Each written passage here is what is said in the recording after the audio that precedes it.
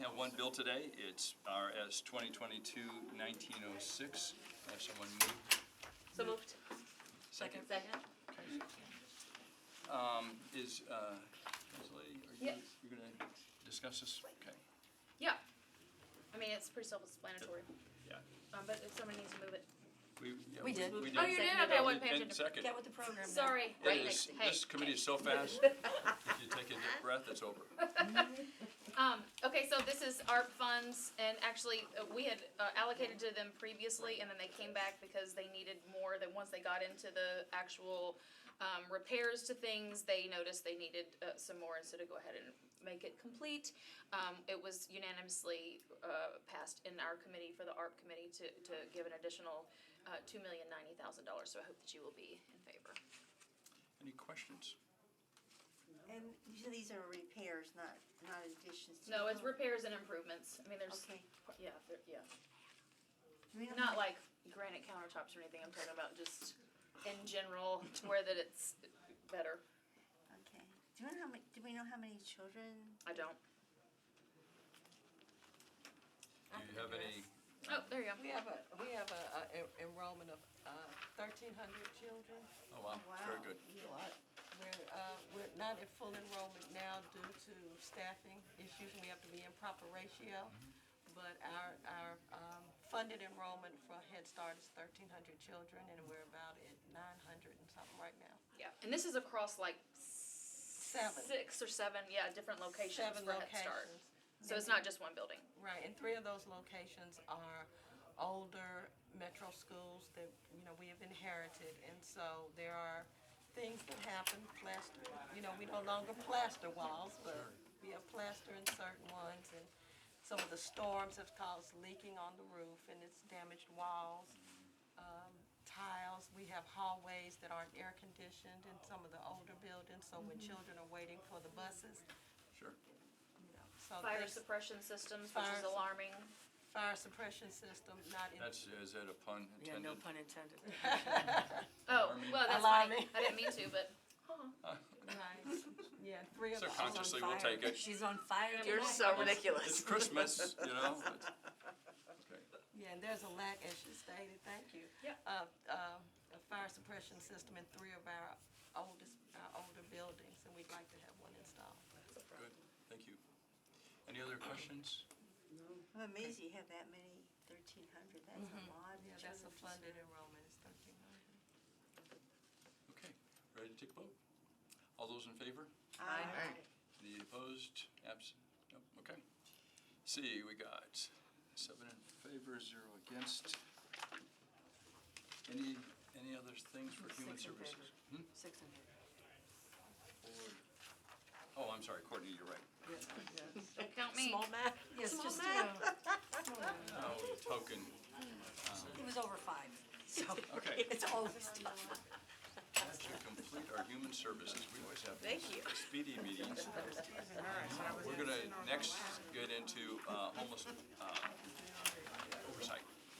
So we're gonna Yes. discuss some things, and so that meeting is closed. We will continue with homeless oversight. And the format was to present questions that you might have. And we got one set of questions from Council Lady Johnston. So we'll start with that. And I think, April, you're here to be able to answer our questions. You want to go ahead and get started? You want me to go ahead and start? Yeah, go ahead. Courtney, Unless just, you want a hug to start. Wow. We'll do it afterwards. So, you have a PowerPoint in front of you of some great information, and I'll just start. I think we've talked about each of these investments for maybe the last 6 months, but I'd love to share them again. The overview just speaks of the interim gap housing, $9 million, the gap financing, that's $25 million for MDHA. We've got an RFP process, and then the Housing First Support Services that will be, that is an RFP process that's already began. Then we have the $3 million for Low Barrier Housing Collective, and $4 million that will be in competitive funds that will go to the community. So the first investment of $9 million is the interim gap housing. We have about 75 units at the Roadway Hotel that's currently open and vacant. And we have 13 units at CCF that's open and vacant at this point in time.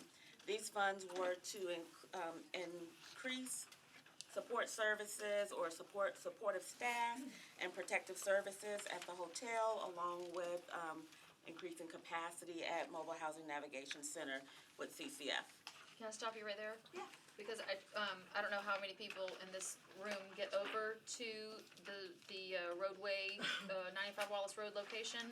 It is visibly better since we have added this. You can tell it is cleaner, it's much quieter, there's a lot less activity because the activity was typically bad. And I don't know if y'all are doing an actual gate, but there is controlled access with a security vehicle. It's not a police vehicle, but it's a security vehicle, and someone is making sure who is coming in and all that. And so, just in case anyone was wondering, because we did add funding specifically for that location, and it was quite a bit, but just so you know, I mean, that's a large development, with 88 units, 75 available. So it's important that that's successful, and, so far, so good, I'll say. Very good. I was there last night, and I agree. I agree. There is a fence, or a gate that's going up. She was trying to determine between a manual gate and an electric gate, so I'm not sure where she's landed on that, but we are, still working with her actively on that, but. That's at the roadway? At the roadway, but with the security vehicle there, several partners have tried to get by, you get stopped. Even Salvation Army, they get stopped, and that's one of the units I'd that they. stop Tiffany too. I would stop her as well.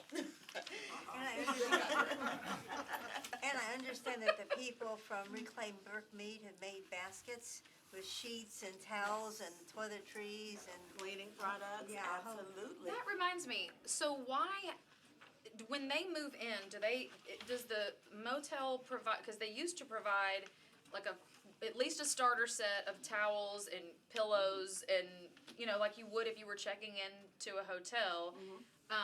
Is that not happening anymore, and that's why we're having to supplement with donations? Well, they so s- that, They're still giving them the starter, the starter.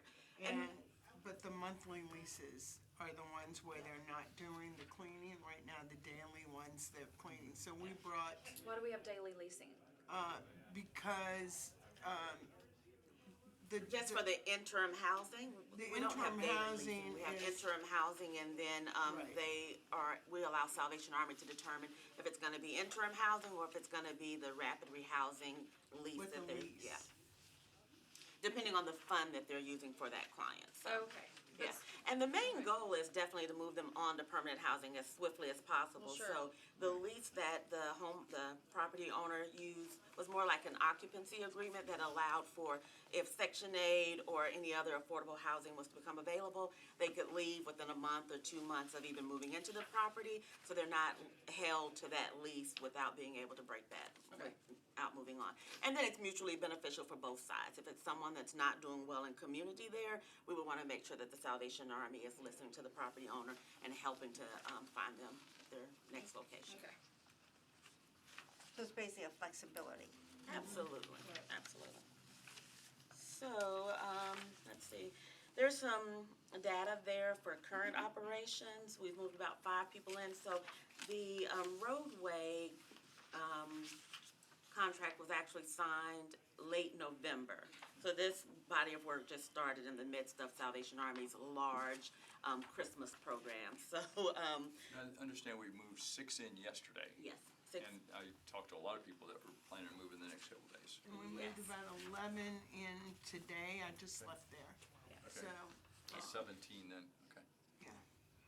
And so, the great thing there is the storage bins, Lowe's, the partner that lives the building is right around the corner. They donated a huge amount of storage bins with lids to help with movement. So I don't know if you all have helped anyone who's experiencing homelessness move. They typically move with trash bags, and this was huge. So, they've provided some bins to give dignity. Metro has secured a location to store camping items that will not be needed at the hotel. So if you go out there, there's a generator that's almost as tall as me. There's like power chainsaws, things that they use to help stay warm. So we have a location. We have a location where we can store those items so they won't take them with them to the hotel. Also, the comfort baskets that were created by Reclaim Brookmead. This is something we asked them to partner up with us on because we know that in the past they were instrumental in doing that with the Salvation Army once someone was able to move on to their next location. They've also helped to fully furnish homes as people have moved out of the park. So that's a great partnership there. And today they also helped get some dogs to the vet. I gotta say, I was there through the whole, for several hours, and they were actually taking the dogs, taking them to the vets. They got some vets arranged to take care, give them shots. Most of these dogs never had shots before. Some had other problems, and they had vets. They were taking them personally and paying for it. So, and I think, Stacy, you helped too. But, I mean, we got leashes. A dog that was bare was about that big, but it was pretty interesting to watch. And all the people were very okay with us taking the dogs and taking care of them and giving that preliminary work with them. So that's a place that most people aren't aware of. But I would say we had 4 or 5 dogs when I left. Yeah, they're all excited about getting out, and we only have about 10 to 20 left. We're gonna go back in tomorrow at night in order to make sure we catch the people that we can't see during the day. But they have, some of the hardest to house that I think Tiffany might have at one point thought maybe would never move out. We got a bunch of those that were packed up and ready and crying as they left. So it was pretty emotional, honestly.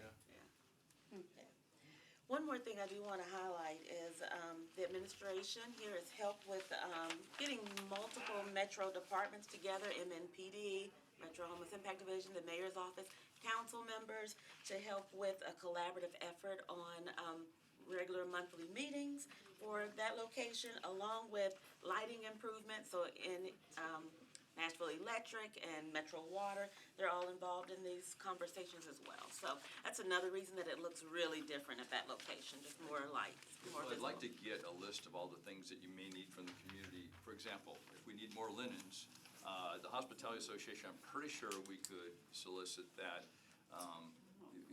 I don't think there'd be a problem. It wouldn't be new, but having been in the hotel business for 50 years, if you have this teeniest little stain on anything, it actually goes in a discard lock. We have hundreds of that, right? And so we could bring tons of linen, I believe, to help. So those are the kind of things. We also have toiletry kits, a lot of leftover soaps and shampoos and stuff. So if you can make a list for that, I'll circulate it to businesses and others. Dog crates, foster homes. Some of them actually want their dogs to be fostered. So April, just let us, because transition-wise, I haven't met a lot of these people. It's obviously new. I think everybody was positive except one who, his name was Alabama, I'll never forget. And he goes, He He moved today. did he move? He moved I today. met personally And today. everybody that I asked, probably 15, they're all okay with moving. And Alabama goes, I don't want to move. I go, why? He goes, I just don't like change. And I thought, well, yeah, I didn't like change either. I understand that. So I felt a high degree of confidence that the people we were talking to were right there. So it felt really good. In fact, I got pictures of all the people I met. So next is the gap finance. Sure. Emil Alexander with MDHA, and I'm here with our senior community development manager. She will work with developers once we make awards under this program, and sort of work with our construction department to monitor construction with the developers who ultimately receive awards. So we are in the middle of the procurement process for this particular program. I'll kind of go over that a bit and provide you with some updates. We released the request for applications to affordable housing developers on November the 10th. We worked very closely with Stacy Koch to develop that RFA to ensure it reflected what council members approved and what was presented to council members in terms of the program model. Metro Finance approved the RFA before it was released to the community, and we also got input from Metro Homeless Impact Division. On November 29th, we hosted a pre-application meeting with developers. The meeting was fairly well attended. We had about 12 or 13 developers who actually attended the meeting. 19 in total. We have nonprofit partners who are also there. We use that as an opportunity to go through all the different components of the RFA, talk about different components of the program. MHEAD was there to talk about coordinated entry and to make developers aware of how the referral process will work once the funds are awarded to a particular developer. We did give developers an opportunity to submit to us questions. By December 1st, we got about 26 questions, and some of those questions had subsets, so that's a good reflection of folks' interest in the program, and we provided them written responses by December 2nd with answers to each one of those questions. The application deadline for the program closed on last Friday. It closed at about 1:59 a.m. on Saturday morning, technically our time. So our team just had a chance yesterday to start really looking through those applications to see if they met the initial application requirements.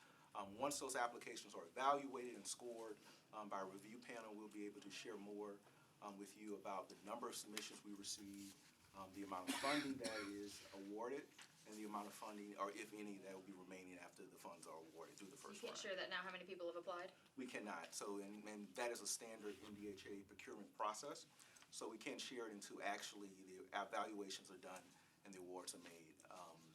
We anticipate bringing this before MDHA's board in February, but hopefully we'll have something to report to you in January before it goes to MDHA's board at the earliest, and at the latest, we'll have something for the February meeting. So we will move forward with assembling the review panel. The review panel does include a representative from Metro Council, a representative from Metro Finance, and a representative from MHEAD. We hope to finish our review this week and next, and with the holidays, they probably won't start their review until January with a 2 to 3 week review process. And we intend to move forward with those awards. I can't say how many we received, but I can say that we are fairly pleased with the number of applications that were submitted this first round. So with that, I will turn it back over to you, April. Any questions that you might have? There's not much to ask, because there's not much given, except for we've started. Yeah, we got it started. Alrighty. So next is the Housing First Support Services. It's kind of another conversation of we started, right? I'm excited to say that we started. It's taken us a little while to get there. So Housing First is basically providing housing with little to no barriers, and then providing that wraparound service that's needed. I think Nashville is instrumental in having a lot of nonprofits and a lot of service providers, but maybe not as strategic in having that actually deployed into the homes on a regular basis. So we have ACT teams where this funding can support ACT teams, intensive case management teams, mental health, addiction, peer-to-peer specialists, and other funds. Even thinking of like SOAR, where you can maybe have a paralegal that can help with getting that participant signed up for SOAR services. And the RFP was released on December 6th. We had a bidders conference on December 12th. And the deadline for the RFP process is January 23rd. There will be a review panel, and MHEAD, someone from the mayor's office, also people from the COC will help with the ranking and review process. Very last, I believe, on these. Any questions on that before you go? What has been the reception of landlords in regards to the whole barrier? So that's the next one, the Low Barrier Housing Collective. We had a landlord appreciation breakfast. I want to say dinner, but it was top of the morning, so it was like a brunch. We had 30 landlords that RSVP'd. We actually had 19 to show up because it was the worst day for rain, top of the morning. Someone called me and said that they were sitting on the interstate with their car turned off because it wasn't moving on 65. We gave 6 awards, which would be like Landlord of the Year, and can't remember, Most Innovative Approach. Someone that normally communicates with us regularly. So 6 different property managers received an award for their service with us for the last year, which was great. For the incentives, we've utilized 73 Here we go, 73 sign-on incentives. December 15th is when we rolled out the new bonus activities, which also include purchasing furniture. There's several service providers probably in this room that's actually been able to help people find housing, but not being able to fully furnish their home. So this is really a nice package for helping someone to. Do you have a list of furniture you need? I don't, but I can We get you can a provide list. it. Yep. I'll just recognize taking good hotels go notes, through thank you. renovations and you can get Right, imagine. 200 couches and you can get all kinds of stuff. Absolutely. So, you just holler at us. I do have a question. Who is providing services right now for people we're moving into Wallace Road? Given that we don't have these services in place, who's providing all of those services? Great question, great Yeah, question. And who So- has expertise in dealing with addiction, since we know this is a big? Right, I'm glad, I'll just finish. Because it's a team that we brought in. They are brought in through Metro Social Services. They have worked, Louisiana did the first non-congregant shelter for homeless after COVID. And that model spread across the whole United States. So we brought in the team that has been setting up those hotels all over the country. They are providing services around the clock, 24 hours a day, 7 days a week, including Christmas. There are medical professionals on board who also have experience in addictions. I also have an arrangement with the Elon Center, which is part of Meharry, and Mending Hearts, which is another program that is specifically for females. I'm sure most of y'all know Trina because she's a pretty big personality, but she also has medical detox. So far, there's only been one person out of the encampment that wanted detox, and I personally brought that person to the Elon Center, and he has been enrolled in the program and has not gone back to the camp. And so. How long has that been? How long has he been, like, how long ago was that? It was last week, which is a long time. Well, no, I get it. I mean, that is a long time. And, Yeah. and he's actually doing well, and I can give you his camp name, Smokey, and Tiffany here knows him well, and everybody didn't think that he would stay, and he has. And because we are constantly, I mean, checking on them and giving their support and engaging them, and so, What I was it's surprised something that today we've is been to see working how many help each other. Yes. Some of the more stable will help some of the others, and they, like the one guy said, I'll be with you at that new place. Yeah. They didn't even know what it was, but I'll be with you at that new place. So you really felt, they needed to be connected, and now they have someone over there that they'll be connected to. I thought that was an interesting aspect that I saw today. Also, one. Community. Yep. Yes, so another thing is, we had a great conversation with the leadership at the Salvation Army, in spite of what you may hear, but with the leadership of the Salvation Army, also with Community Care Fellowship, and they are fully prepared. That's the beauty of having them move into an interim housing location so that their needs can be triaged and their services can be provided. They both have provided housing and services for many years to this exact same population, and they have partnerships and networks and collaborations throughout Nashville. So we had one final call with them to say, are you ready, are you prepared, and what can we help provide? That's how that contract team was able to come on, but both of them said, we got it, we are prepared. So when I think of support services, we're using the services that are already in our community. The Housing First Support Services, $9 million will really enhance some of that in-home placement, especially once they move on to a permanent housing location that may be a little bit more isolating or not in a shared environment. We want to make sure that those services are on board when that happens. Councilor Porterfield? Thank you, Chair. Are you all working with like Open Table Nashville or what? Open tables here, so I don't know if you want to ask those questions, but Nope, I just wanted to know if y'all are working with them. So I appreciate the work that y'all do in the community, so thank and you. we actually have 3 meetings a week as it relates to we've like switched over to the camp conversation, but we have 3 meetings a week. A Monday meeting that is for housing care coordination. So those are providers that are actually providing housing options for people. We have Tuesday, which is boots on the ground in the camp. So those are service providers like outreach agencies and other agencies, mental health agencies that are providing boots on the ground.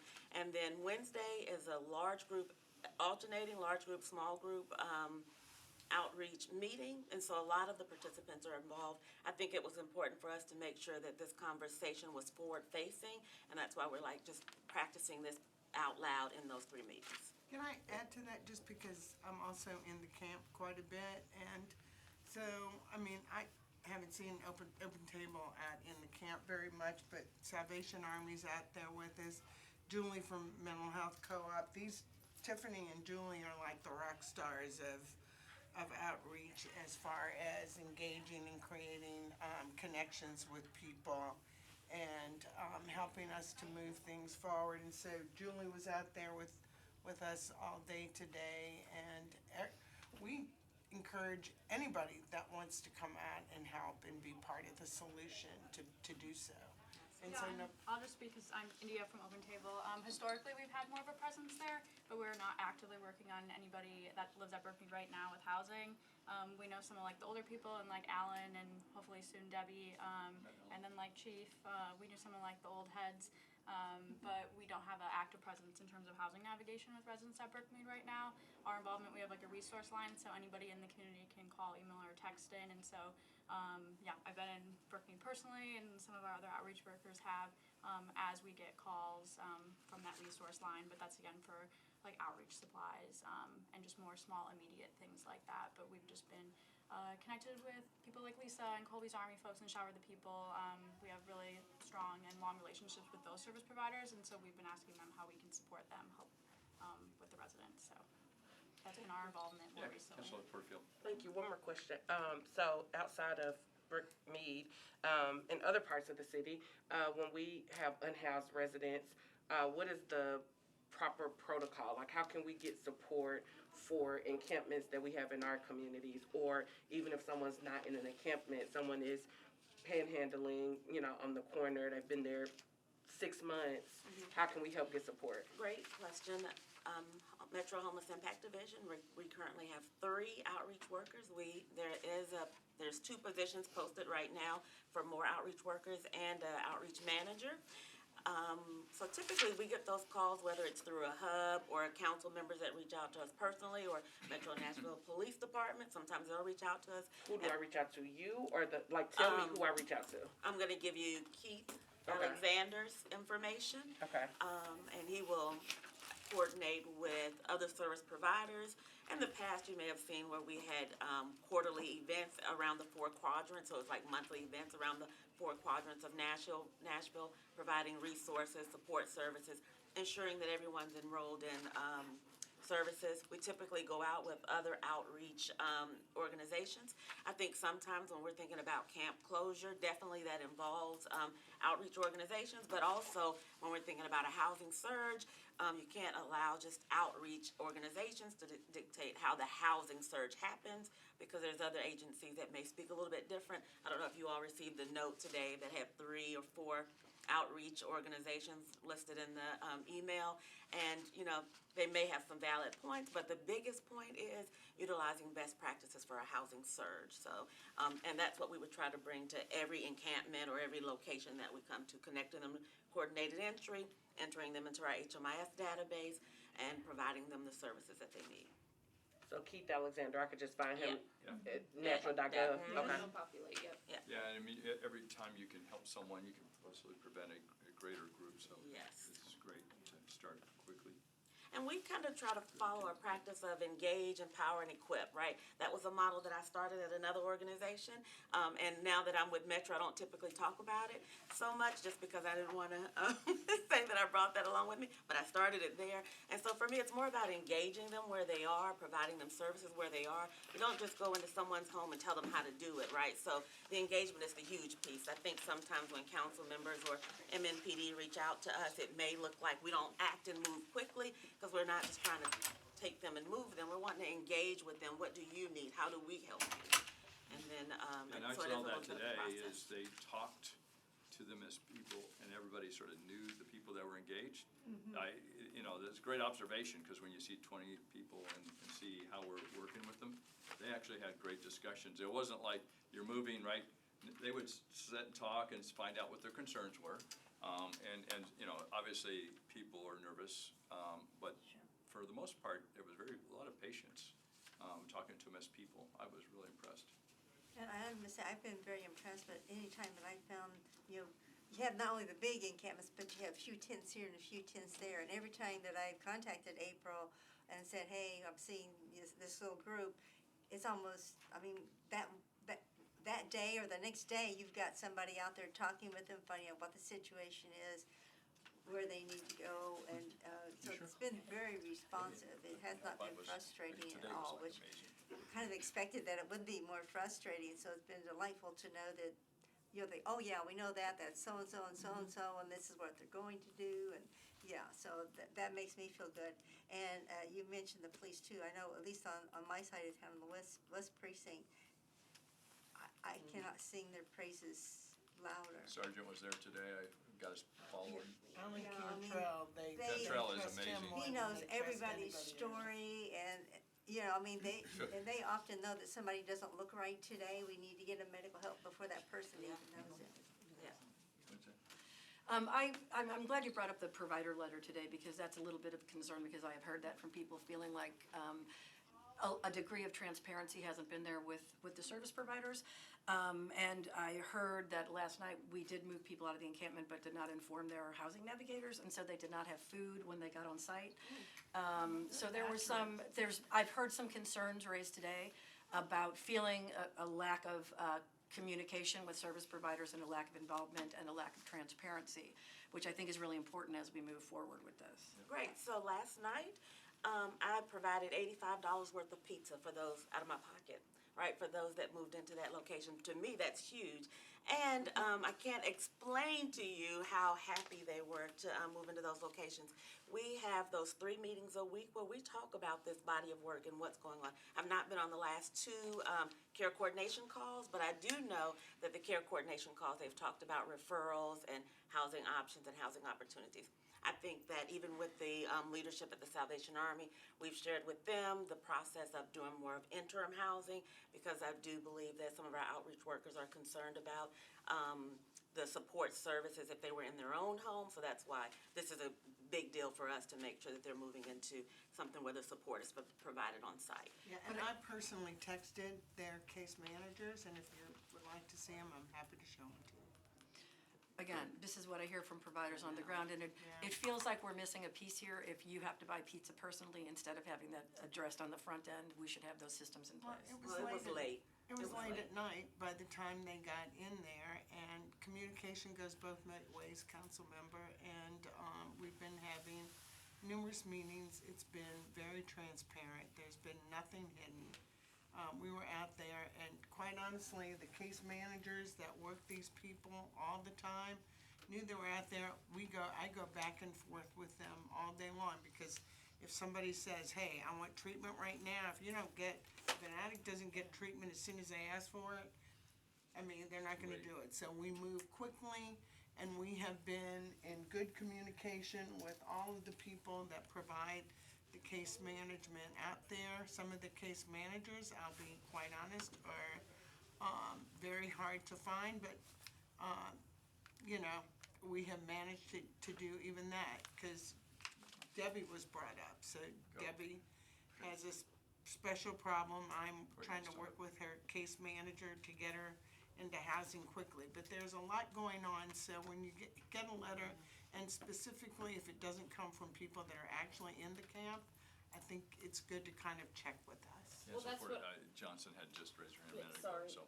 So that's kind of where I was, because it's a little alarming, because obviously, I'm gonna say Jenny, That's okay. Councilmember Welch, is concerned when she hears stuff like that, and then it turns out, they didn't have any food and nobody was notified. Well, no, they had $85 worth of pizza, and there's text messages proving that. So what I don't want is for people to get wrong information. Why that's happening, I don't know, because we don't want people to be upset, because that would be alarming to have someone there with no food, and it's like, oh, we're sneaking them somewhere, or not we, but whoever's sneaking them somewhere. I think it's counterproductive to be sending things out that's not true. And even if there's a service provider that's not necessarily as entrenched into it, but hears things, instead of blasting out something that's clearly false, that all that does is disrupt and derail what good we're trying to do for everyone that is experiencing homelessness strategically. That's just upsetting to me. I would like to suggest that they maybe bring it to the oversight committee or some, so that we, that's one of the purposes here. Why don't they call April and say, we heard this, is it Right. true? Yeah. Before they So I send the think letter. I think there's a value of surfacing that to make sure, because I've heard two different stories also. Did you want to respond? No, I think we've, thank you for that. Yeah. Council I feel the exact same way. They should call or email us directly. It is disheartening to see an email that's, sent to all of the council members without any fact checking before. And maybe some of it's true. I'm not saying that there's not going to be mistakes made. That will Absolutely. obviously happen, and some people are going to say, "Oh, well, this was missed. Oh, you're right. Let's fix it." But instead of sounding the alarm, let's be more partnership oriented, because I think even though we all have different ideas of how to do it, we all have the same goal. Absolutely. And so let's just be more. Let's just communicate better. Because I don't want her upset. I don't want her upset. I don't want you upset. I don't want anybody upset. Especially when it's not necessarily. And I think we all have the same intentions. It's just to Yeah. make sure that it's But you're right, followed through things is can correct. grow and grow and grow and grow, and then you find out that it's hard to take that back once it's out there. Councilor Porterfield? Thank you, Chair. I understand the rationale about if someone has an addiction and they won't help, you have to move them right then. The people that were moved last night, I don't understand, why were they moved like at night as opposed to like in the daytime? Like, what was that, why was it moved Well, at it night? started during the It day. started during the day. Yeah, it And the was like traffic 5 was- o'clock. It was 5 o'clock traffic. So the packing, giving them time to take what they want. We were trying to get vans there. So that probably started about 2 o'clock actually in the camp. But by the time they were at the hotel with all of their stuff and checked in, it was maybe 5 o'clock and it's dark outside already. I see, We okay, thank we you for drove them in vehicles, Yeah. because it was. And I would say. This isn't a condemnation, like, you Yeah. don't have to be defensive, it's I okay, like I'm the just, question so yeah, that I'm it just trying to provides understand. It clarity. also gets dark at noon now, so. And then, I would also, watching them pack today, they're very deliberate. They have a lot of stuff, and they're very, conscientious of what they want to take. I mean, I saw piles and piles. So it does take time. It's like any of us moving, that they're very sensitive. So I think that might have taken some time. I wasn't aware of how that worked, but I did watch them all pack, a lot of them packing today, and they were, that was a lot of work for them. yeah, I just wanted clarity, because when I heard at night and no food, I'm thinking 10 o'clock, 12 o'clock, 1 in the morning, so I just wanted clarity. So, thank you for that. And then the next question, and it's more of maybe a comment, like, I don't know if there's any type of like confidentiality, but this is like, just want to make sure that we're cognizant that this is a live stream meeting that anyone in the city of Nashville or around the country, anyone with internet access can watch. So I'm just want to be cognizant when we are mentioning individuals' names and Right. specific details about individuals. Exactly, like this is a recorded stream meeting, like, we want transparency, and I think we need to put as much transparency out as possible, but when we're talking about very specifics with people's conditions and names, I would just ask us to please be sensitive to that. Good point. Thank you, good point, good point. That's good. Other questions? Any other comments? I would appreciate some of the things that you've shared with us as far as had numbers and timelines. Could you kind of summarize that and email it to us? So we had a timeline drafted. We wanted to give you way more information than that. So we put together a whole package that's Okay. got a little bit of a timeline. But I think going forward, what we will present here is a timeline and the metrics. There's probably not a need to do a full report like this, but we wanted to give you like more meat the first meeting. Okay. And we knew there had been a little bit of movement, and we knew there had been a little bit of emailing, so I wanted to be able to be prepared to give you more information. But next meeting will be a timeline and the metrics for each of these. I just wanna be able to communicate with my constituents. This is our plan, this is where we are, this is what we need going, kind of project management, kind of where are we? I like that. Councilor Thank you. And Portillo? thank you, Chair, and to follow up on that, if there was even like a little blurb or write-up or paragraph that you can share with us, that we can share out on our social media and on our newsletters, that would be very helpful, because we do have constituents that ask about these things. And are you all working on any encampments, particularly in the Antioch area right now? So, I want to be mindful that the shelter committee of the COC drafted a document that's called the Outdoor Housing Strategy. And in that strategy, there is a prioritization team, and then they have assessed the camps. I think the very next one on the list is Wentworth Caldwell's Wentworth Caldwell soccer field. It's in the Antioch Harding kind of area. That for us is huge because during the spring, there's a lot of flooding. And it ranked second out of all of the camps that we have here in Nashville. And I will remind that we lost 3 people Right. in the flood because that's where they lived when that water rose, and so that's part of the reason it was prioritized that way. But we can finish. But I want to have a question about that when y'all. So we have a pretty significant by name list for them already. That's how we work. We work from a by name list so that people don't hear, oh, they're moving people out of this area, so get over there. I mean, last week, we had 6 people dropped off from Cheatham County, and, so. At mine? No, dropped off at Brookmead. At Brookmead, and, but we're also, just so you know, as far as we look at this weather coming, like the most vulnerable that are already in what we call the soccer field, it's Wentworth soccer. anyway, we are moving those into safety as soon as we can to get with in. So I'll get my question out of the way because it's. I was actually still talking, if you don't mind. No. How do you all prioritize the sites is the first question, and then the second question is, and I apologize if y'all covered this before I got here, but what about people that aren't in encampments? Like, what's the focus to get in those individuals' help? Like, if someone is unhoused and they want some help, do they need to move into an encampment to get help? No, we never want that to No. happen. I never want that to happen. So I'll I was start kinda with being that part. facetious, I but know yeah. it. I'll start with that question. We have a coordinated entry process, and the other housing options and other referrals have not stopped. So there's family referrals that are being made. The main goal is the main criteria is you have to be homeless in order to be in the coordinated entry process. And then based on the score and the vulnerability index, and that's how people are prioritized. So And then you have an encampment prioritization Yes. checklist I've seen, and it's been. and it's in our outdoor. Yeah, I share can it get with you a copy of everybody. that. Yeah, you can share it. Thank you. It's pretty well thought out, so Yeah. I've You seen got it. it. You should look at it. It's pretty good.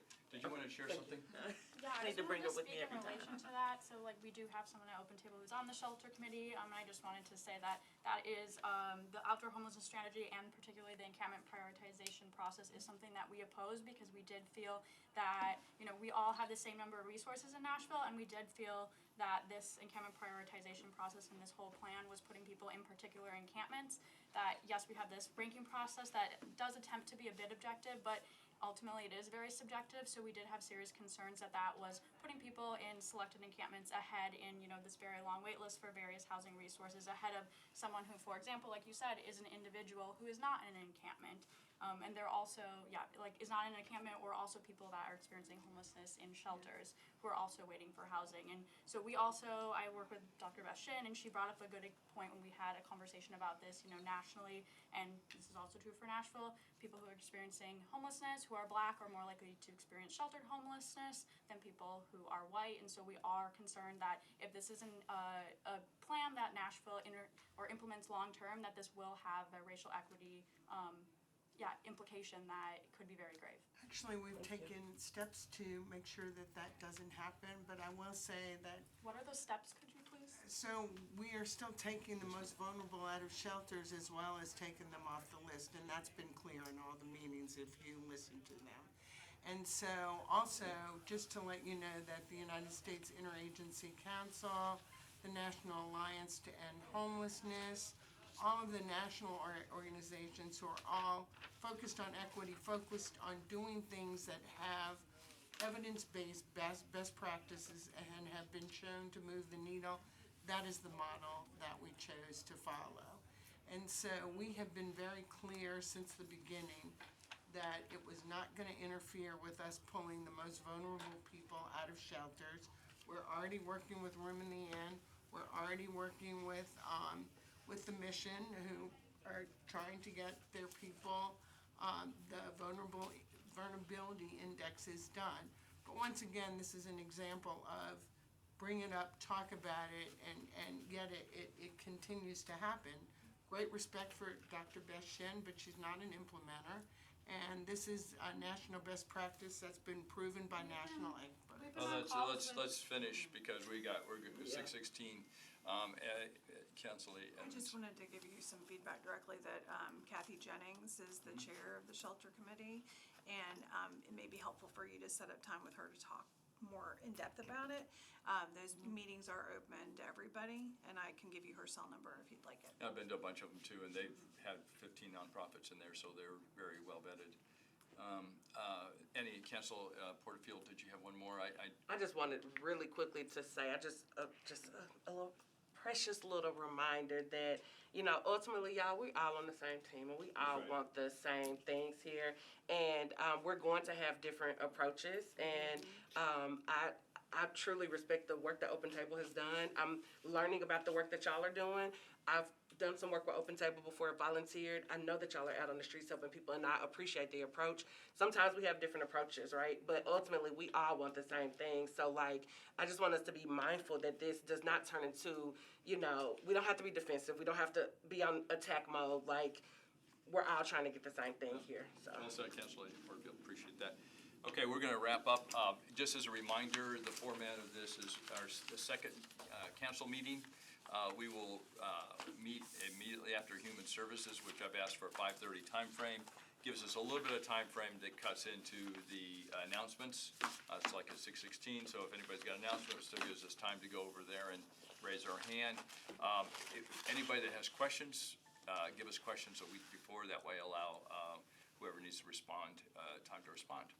Thank you very much. Appreciate everybody's help. Thank you, Jim. What was her name? Kathy, what? Jennings. Okay, thank you.